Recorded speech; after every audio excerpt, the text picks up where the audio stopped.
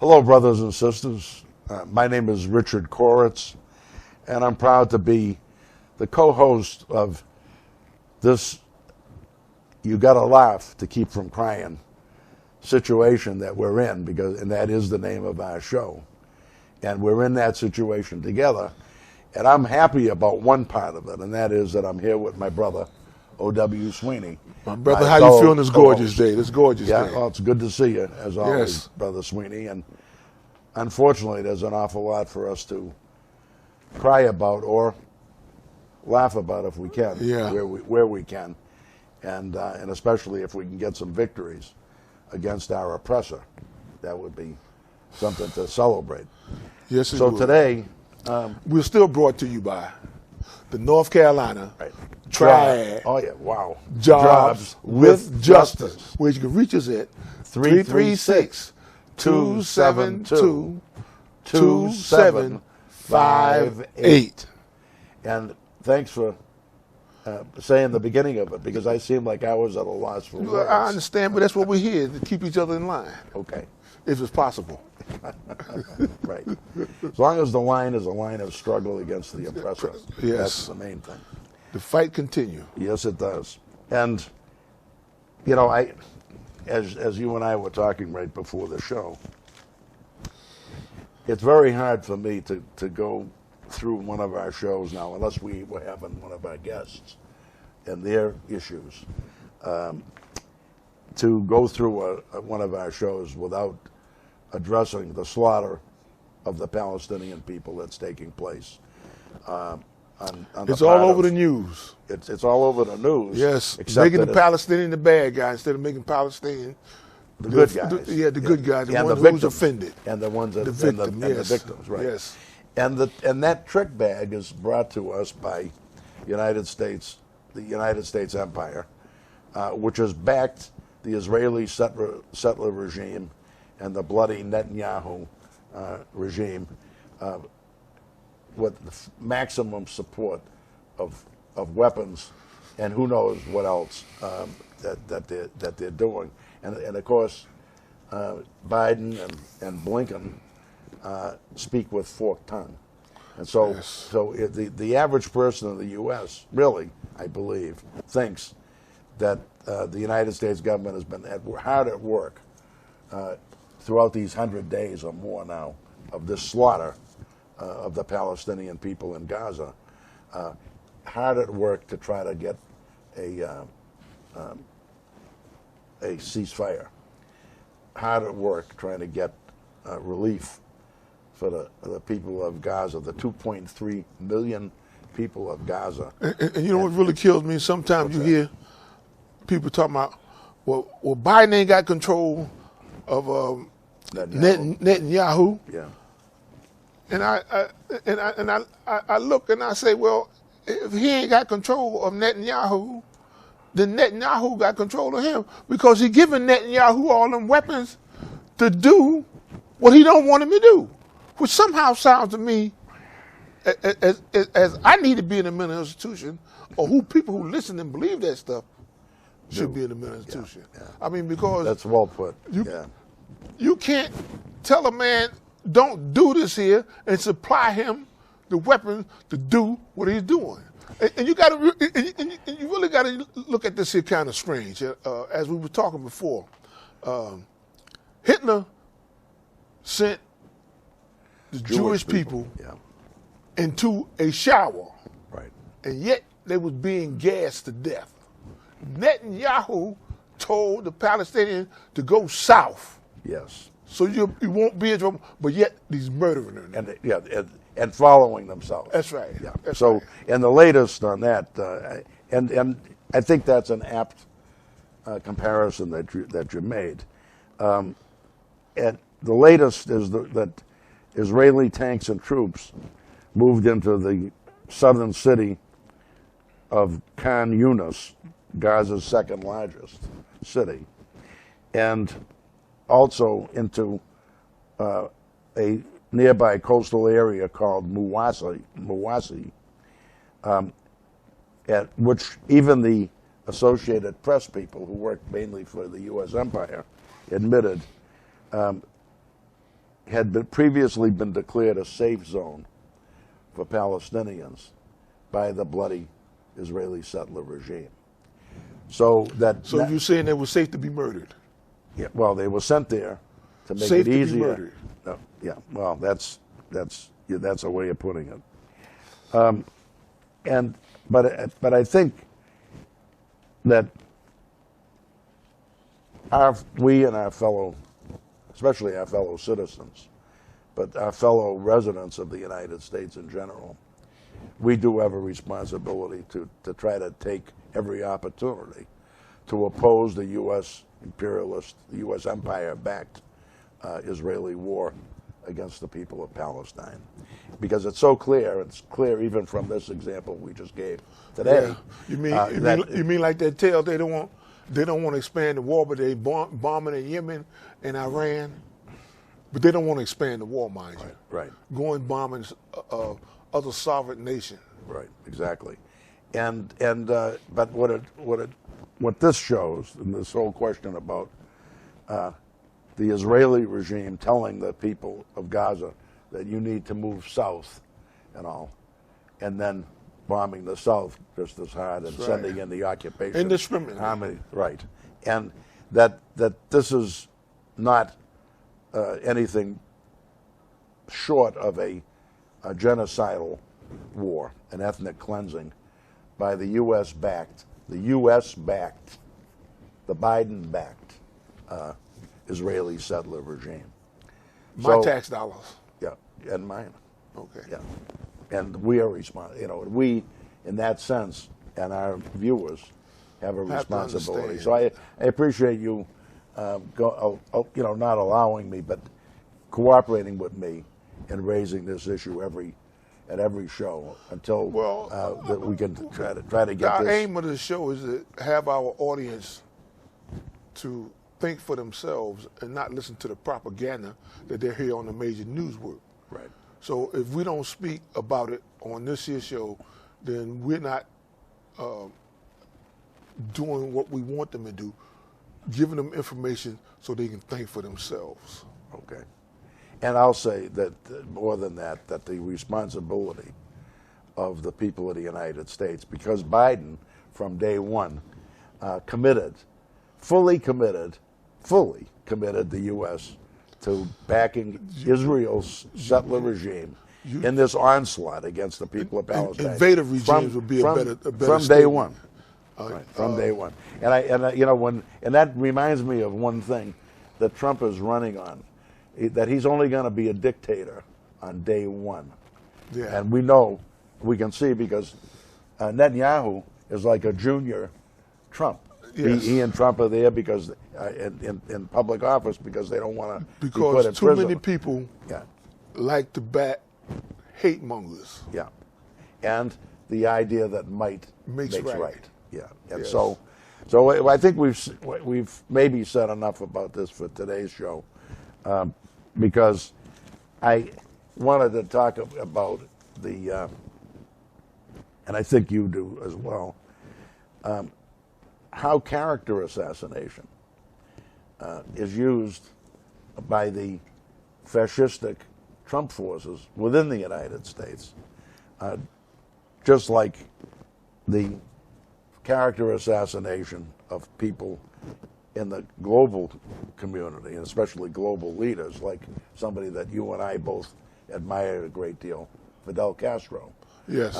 That making them into demons, so that you can harm them and their people. So they can turn public opinion to hating them. Right. And I'm still going to say, as peaceful as Cuba is, the United States is embargoing them, and as vicious as China is, it seems like to me they're sucking up to China. Yeah. Well, I mean, really. Because they abide by the slogan that might makes right. Oh, yeah. And all they're looking to do is to keep enough might in the hands of the powerful U.S. Imperialist regime that the people of the United States won't revolt against them. Yeah. And anyway, but so the idea of the character assassination now is something that's being used, is turned by the criminal Trump forces. Yes. To try to get Fani Willis, the district attorney for Fulton County and the Atlanta area, to get her off of their backs, because she's been the most courageous of all of the public servants. You know what her problem is, don't you? Yeah, I do. What is it? Yeah, her problem is that she's been too good, and that Trump gets you every time. Yeah, exactly. And that Trump and the people closest to Trump. That's right. They're desperate to get rid of her, because even though it looks like the way Biden is functioning and supporting Netanyahu, who's Trump Jr., it's actually supporting Trump against himself in the next election. So there's a good shot that Trump could be elected. Oh, yeah. A lot of people think he's going to be elected. Yeah. And if he did get elected, he would have the power to exonerate himself, or at least protect himself. I don't think he can exonerate himself from that Fulton County. That's my point. The state. That's exactly the point. That's the significance of him trying to get rid of her. To get rid of her. Yeah, I understand that. Because that's exactly the point you're getting at.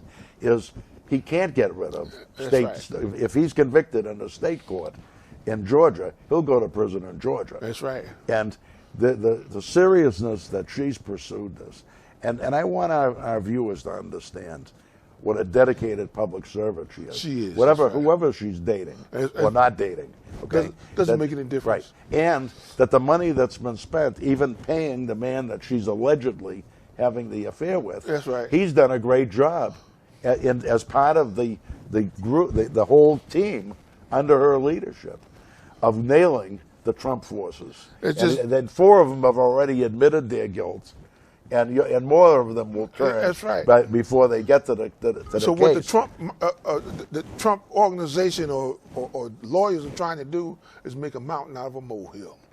Yes, that's right. And what kills me is there's too many people, especially the news media, want to blast us all over as to defend Trump. Yeah. As if what she did make what Trump did wrong. As if she's accused of doing. But well, she accused of doing it. Right. If she accused or not, even if she's doing it, it's still none of my business, none of people's business. Exactly. For them to bring it up, the only thing that shows me is, for them to bring it up, only thing that shows me is that's how much more guilty Trump is. Yeah. But just to make the point clear to our viewers, that even if she was doing whatever they're accusing her of doing, no district attorney has been removed for any of those things.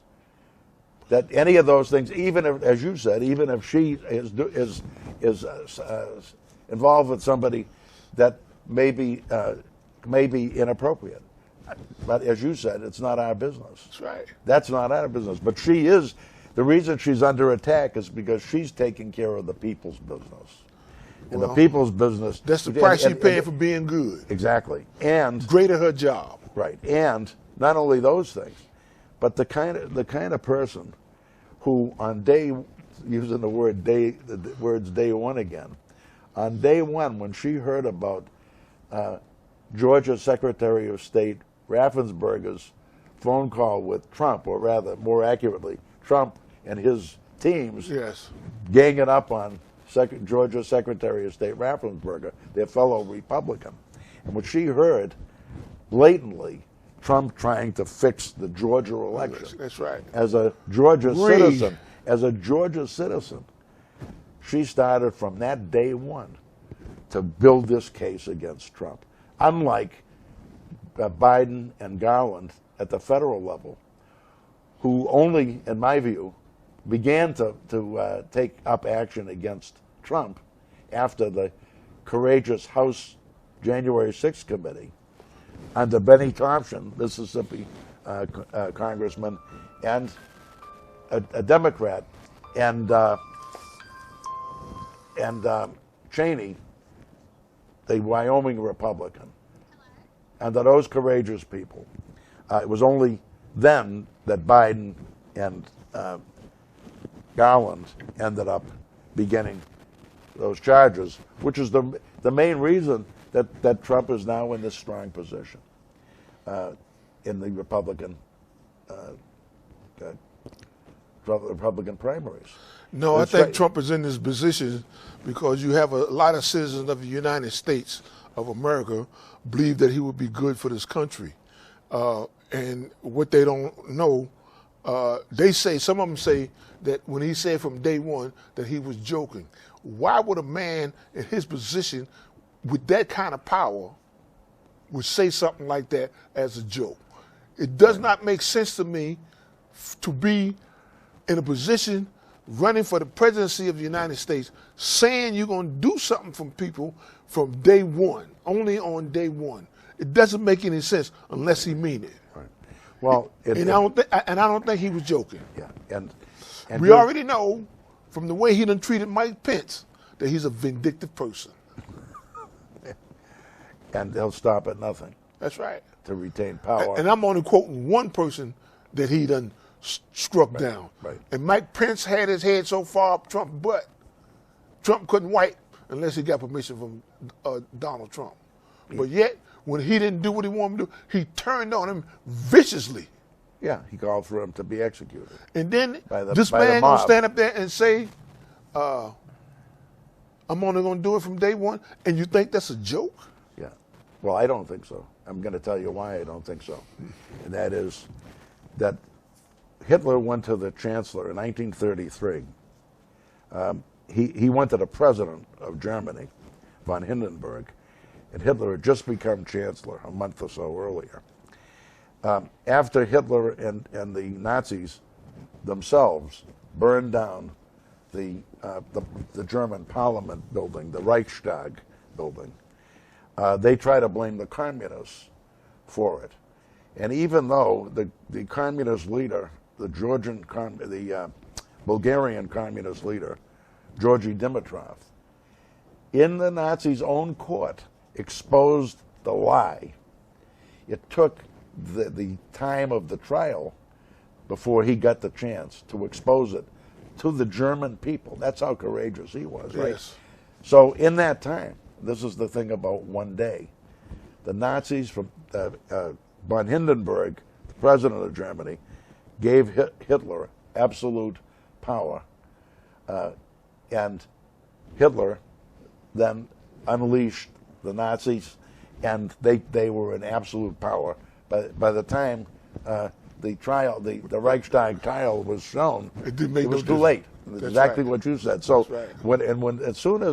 as soon as Trump used that term, only on day one, that I immediately flashed to what happened in Germany, because that's all it took. Yeah. Was day one, because the Nazi stormtroopers were out there beating the hell out of any opposition immediately. That was it. So I agree 100% with you. When Trump said day one, he understood that once he had it on day one, that was it. That's right. That was it and done. And I want to point out to our viewers, and especially to reactionary, what I call reactionary viewers, who are smitten by Trump's fascistic rhetoric, that under Hitler, the Nazis proclaimed that they were going to have a 1,000-year Reich, a 1,000-year reign, a 1,000-year rule. And they lasted 12 years until the Soviet Red Army marched into Berlin. That's right. Victorious over them. And that's what Hitler did himself in, probably. Yeah. That's what they say. That's what they say. Yeah. And I like to believe that that's the truth, because that's what cowardly people do, that are betraying the very people they claim that they're representing. So I hope our audience captures some of that. Are you saying to me Yeah. that you hope Trump commits suicide? No, because I hope he doesn't get to rule again, or even close to. I like what Liz Cheney said, the Republican Liz Cheney, about that he should never be allowed to get anywhere near the White House power again. Exactly. So I want to quote her saying that. But also, you and I talked, OW, and this is around Fani Willis. And you know, my dad went to prison in North Carolina when I was a little boy, and his crime was similar. I mean, he didn't. I don't know what he did privately around my mother and other, you know, of course, other women and all that. I don't think he did anything, but he might have. Who knows? But what he did for the people was so terrific that he was put in prison. And what Fani Willis has now done in Georgia, and this accusation that they make against her, and for all of us around the country. That's right. Black and white, Asian, Latino, Native American, yes, and all of us. The citizens of the United States of America. And really, to some extent, we could even say of the world. And so we, the citizens of this country, should be defending Fani Willis, just as we should be campaigning to get rid of half of these Supreme Court judges that have already been exposed as being owned lock, stock, and barrel by the billionaires of the country. So that's the way I look at it. People are trained in school from kindergarten on up to be subservient to the rich, to the haves. Can you? It's an awful statement, and it's so true. I'd like you to repeat that. People are trained I can try it, from kindergarten on up, right, to be subservient to the rich. Yes. To let their oppressor oppress them. Right. And oppress everyone else. That's right. Yeah, exactly. That's right. You speak truth, brother. And then they stick things in front of your face, and they call it the American dream. Why should it be the American dream for you to go out here and buy a house? Why couldn't that just be a natural phenomenon that you want a decent place to live? Well, why it got to be so difficult to put it up there as American dream? Because all dreams don't come through. Right, that's true. So I guess that's why they call it a dream, because they're going to make sure X amount of people don't get there. I think that they call it a dream because it reflects the fact that most of us haven't made it. That's right. Exactly. It ain't going to make it. And it's the system is devised for that. Speaking of the system, I wanted to raise with you on this show because the New Hampshire primary finished up last night. Yeah. And Trump, only the Republican primary counted because the Democrats had decided, and in a way, they decided to let the Republicans lead the way.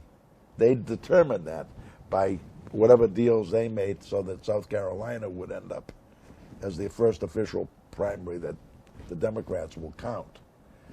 So, I mean, it kind of left Biden saying, and here, the great champion, Trump. And that's what happened, except that Trump didn't get that big a vote. He didn't overwhelm Nikki Haley. And still, when it finished, the man who said, in a sense, who proclaimed Trump the victor, was none other than the Democratic president right now, Joseph Biden, who said, I am now running against Donald Trump.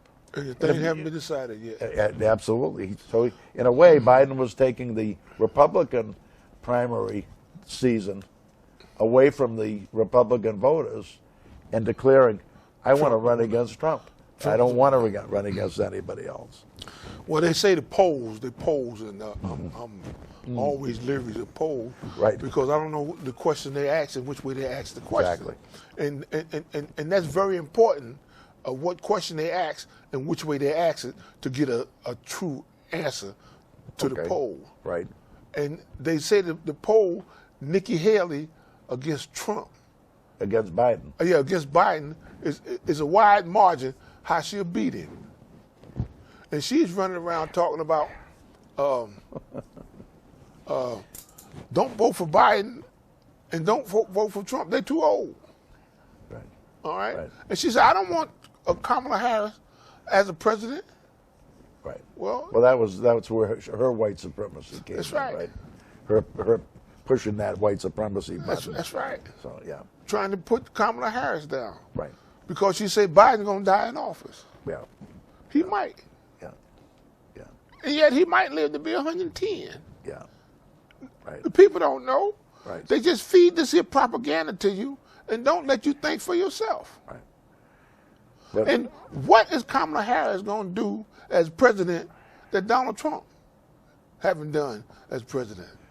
yeah, or maybe it might be better to ask, what would Nikki Haley do as president? She might be Donald Trump in a dress. Or worse. I don't know what that means, but What do you mean? She could be worse than Donald Trump. yeah, true. That's true. Yeah, yeah. So I think we've covered a few things. I do want to say this again. I'm all in defense of the great Fani Willis. Okay, yeah, and that number one, we are right. And number two, I want to remind our viewers that at the height, a couple of years ago, at the height of the Me Too movement and all of that, that the reactionaries defending Trump in actuality, including the Democrats, who said Al Franken should resign as a senator. The sad thing that you and I recognize is that Al Franken, even though his job it was as a comedic actor and a comedian, and he was pretty good, he was the only Democratic senator at the time that took on Donald Trump in a serious way. Yes. So I want our audience to get that as we say our usual goodbye. In our unity lies our strength.